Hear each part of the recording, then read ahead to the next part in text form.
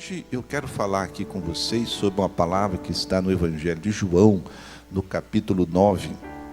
O versículo é o versículo 10, que fala sobre a cura de um cego de nascença lá em Jerusalém. Em Jerusalém aconteceram apenas 2 milagres, irmãos, somente 2. E um desses milagres foi este cego de nascença. E um detalhe que esses 2 milagres têm a ver com tanque, né? Esses 2 milagres têm a ver com tanque. Esse aqui foi o cego curado, cego de nascença, que foi lavar-se no tanque de Siloé. Esse milagre nós já conhecemos, você já ouviu falar sobre ele. Jesus cuspiu no chão, fez lodo e untou os olhos daquele cego com a sua saliva e mandou que ele fosse lavar-se no tanque de Siloé, e ele foi e voltou vendo. E voltou muito feliz. Só que esse milagre aconteceu em um sábado. E o sábado, pela lei religiosa, pela tradição criada pelos religiosos, não se podia fazer nada. Mas não era essa a essência do mandamento de Deus, não é? Deus não proibiu ninguém de fazer o bem no sábado. Os religiosos criaram essa doutrina que não podia fazer nem o bem, não podia fazer nada. E esse homem foi curado no sábado. Só que, o que aconteceu? Jesus mandou ele lavar no tanque de Siloé, seguiu o seu caminho e ele foi e voltou vendo. Vamos ler aqui a partir do versículo 10, João capítulo 9, versículo 10. Diziam-lhe, pois, como se te abriram os olhos? E ele respondeu e disse-lhes: o homem chamado Jesus fez lodo e untou-me os olhos e disse-me: vai ao tanque de Siloé e lava-te. Então fui e lavei-me e vi. E disseram-lhe, pois, onde está ele? Respondeu: não sei. Levaram, pois, aos fariseus o que dantes era cego. Agora vai começar, pessoal, uma grande guerra, uma grande batalha. Esse homem tinha acabado de ser curado, um grande milagre, e ele sabia que tinha sido Jesus que realizou esse milagre, mas ia começar a partir de então uma grande guerra, porque levaram-no aos fariseus.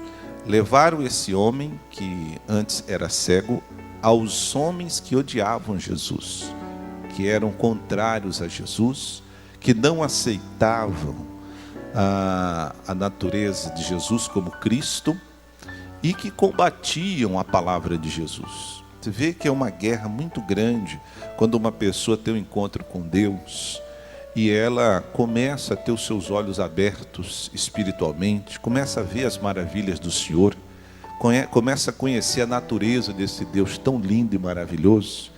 Com certeza o inimigo vai se levantar para tentar tirar de você essa fé, essa nova fé, essa convicção, essa certeza que Jesus Cristo é o enviado divino, é o Filho de Deus, é aquele que veio para transformar a sua vida. Então a nossa vida em Jesus Cristo será uma bênção, claro, mas também Jesus disse: no mundo tereis aflições, que são esses momentos que o inimigo tenta arrancar de dentro de nós essa certeza, essa fé que estamos no caminho certo, que estamos crendo de maneira correta, que estamos colocando nossos olhos naquele que nos abençoou, Jesus Cristo. O inimigo vai tentar desanimar o caminho de muitas pessoas, tentar tirar de você o grande milagre da sua salvação, né? Que foi a certeza, essa convicção em Cristo que você tem, que você recebeu. Em Cristo você foi perdoado, em Cristo você foi lavado pelo sangue dele, você foi remido, você foi reconciliado. Em Cristo você tem paz com Deus. Mas o diabo vai sempre tentar dizer: não é bem assim não, esse negócio não está certo, você foi enganado. Então ele sempre vai tentar desviar sua certeza. Meu irmão, não permita que isso aconteça.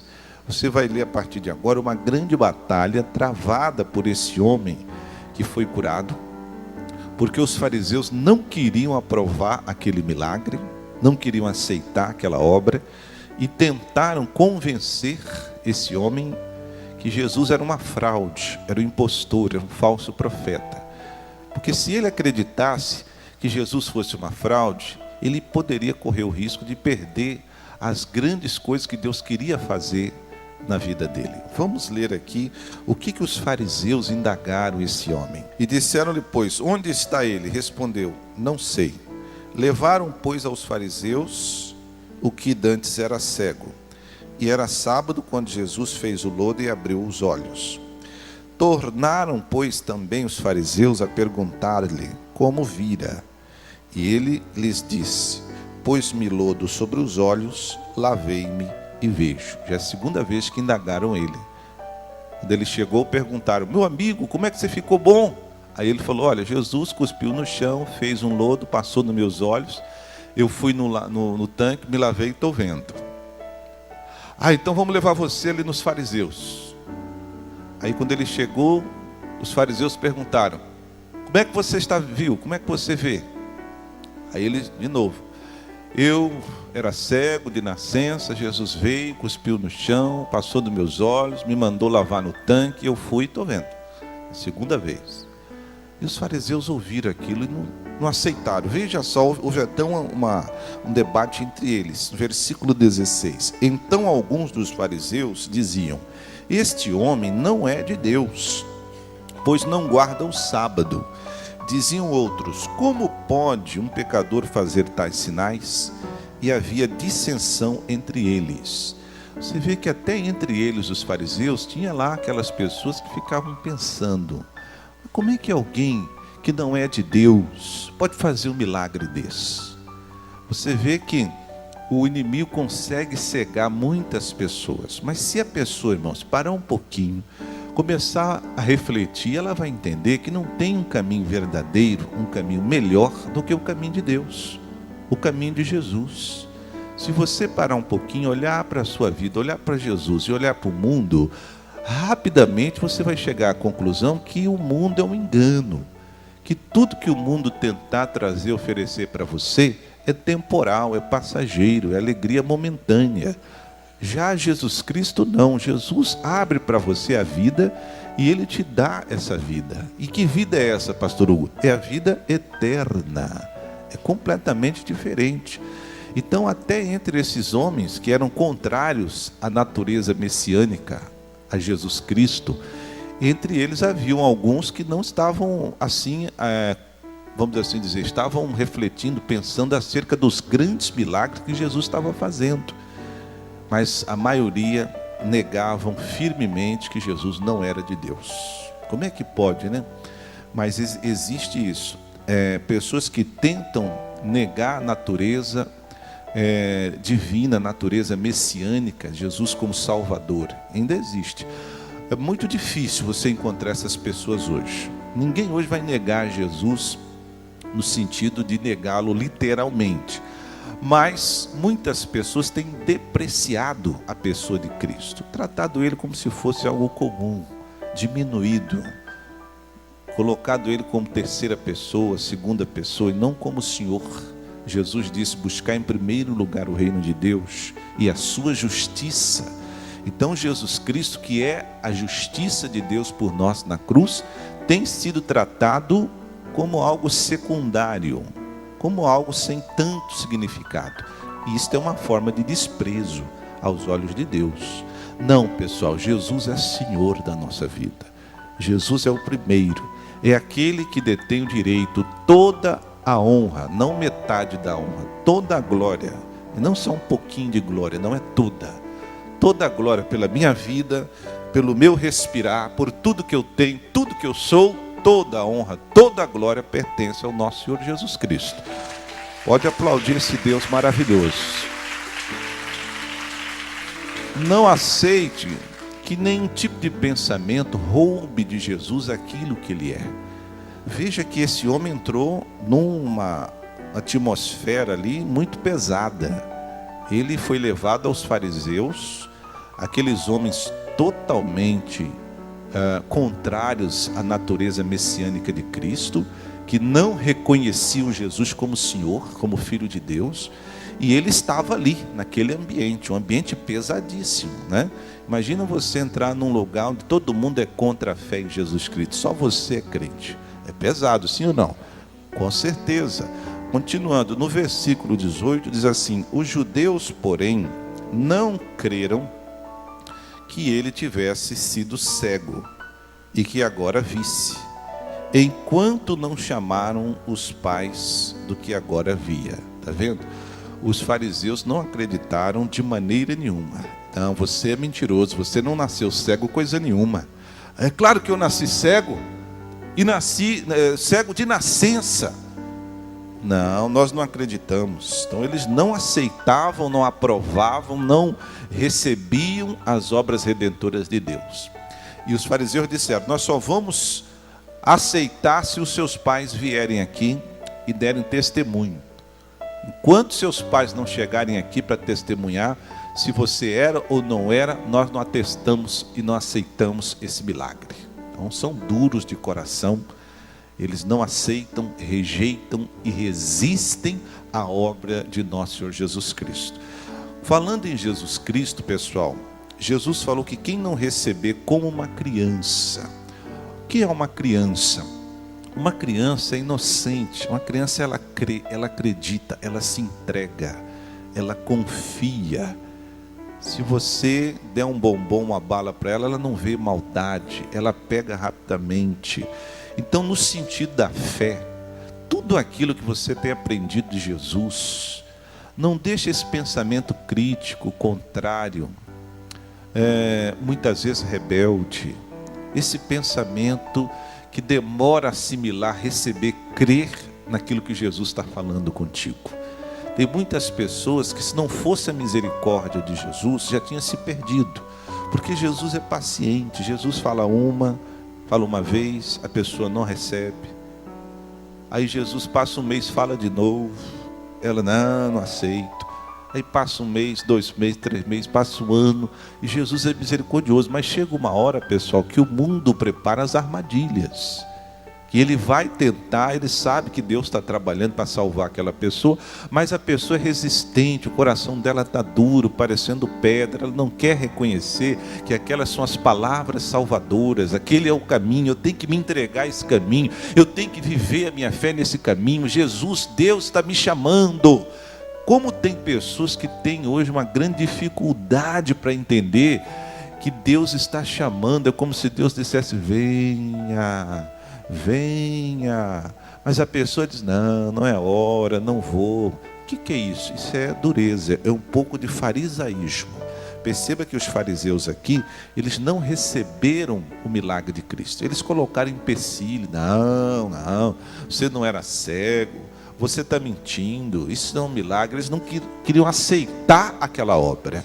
Aceite a obra de Jesus, aceite o que Ele traz para você, o que Ele fala ao seu coração. Receba, coma como se fosse um pão, sem medo. Aquele é um alimento de Deus para você. Diga graças a Deus. Os fariseus disseram: não, enquanto os seus pais não chegarem aqui, nós não acreditaremos que você era cego, você está mentindo.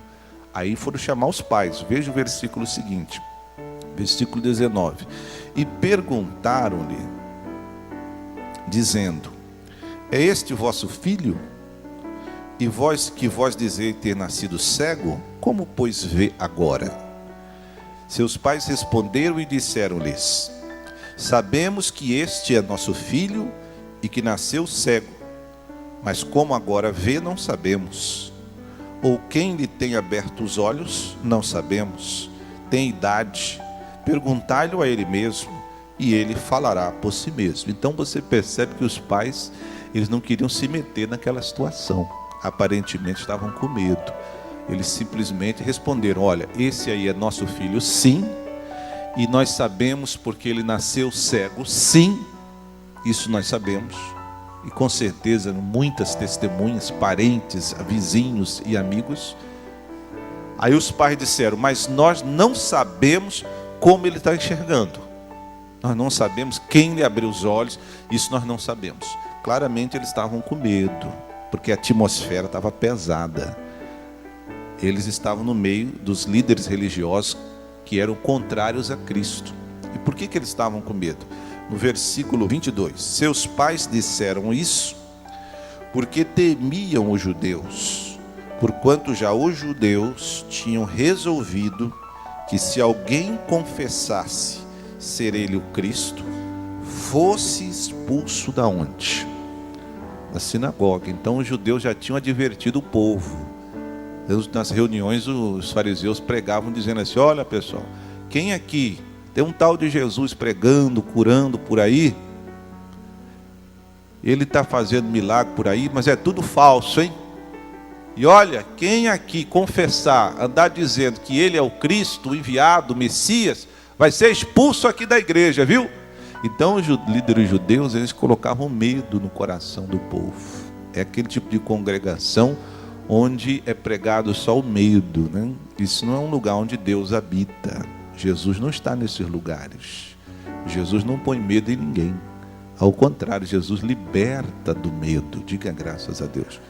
Então nunca aceite esse tipo de ensinamento, pregação, onde o pregador impõe o terror, impõe o medo. É o próprio demônio trabalhando. Pula fora disso que você vai viver escravo, vai viver com medo. Não vai ser livre. E você, não sendo livre, você não vai ver e desfrutar das maravilhas de nosso Senhor. Porque uma das naturezas de Jesus Cristo é libertador. A Bíblia diz: se o Filho vos libertar, verdadeiramente sereis o quê? Livres. O Espírito Santo é liberdade.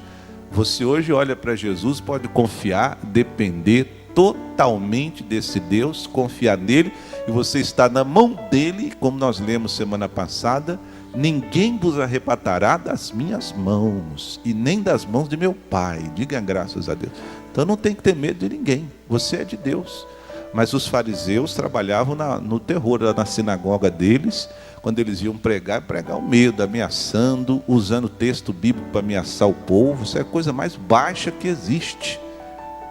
Nós temos que viver na fé que o nosso Salvador é bom. Ele é um bom pastor. A Bíblia o chama de bom pastor. E o bom pastor, ele cura, ele é o médico dos médicos. Ele quer ver a ovelha novamente vivendo, desfrutando de uma vida de paz. Ele disse: foi para isso que eu vim, para que tenham vida e a tenham em abundância. Diga graças a Deus. Continuando, os fariseus, então, os pais tiveram medo, né? Mas os pais disseram: olha, que ele era cego, e cego de nascença. Versículo 23. Por isso é que seus pais disseram: tem idade, perguntai-lhe a ele mesmo. Eles não quisiam se meter no problema, porque estavam com medo. Chamaram, pois, pela segunda vez o homem que tinha sido cego e disseram-lhe: dá glória a Deus. Nós sabemos que esse homem é pecador. Aos fariseus chamaram o homem, o que era cego, e disse: ó, dá glória a Deus. Mas só que esse dá glória a Deus é um dá glória a Deus que não é certo. Por quê, pastor Hugo? Deixa eu explicar para você, preste atenção. Eles estavam querendo que o cego desse glória a Deus. Só que o Deus desses fariseus não era Jesus Cristo, não era o Filho de Deus.